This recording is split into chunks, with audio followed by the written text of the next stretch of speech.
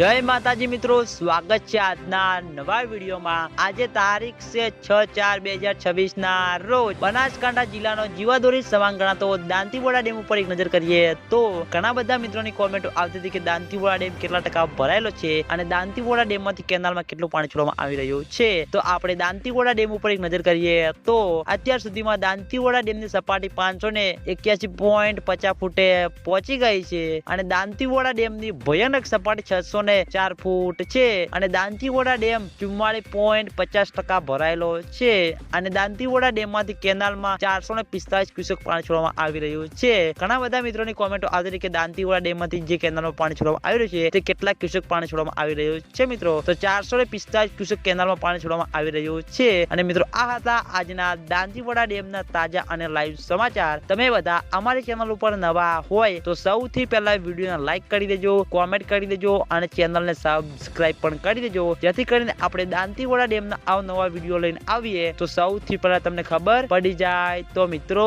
જય માતાજી।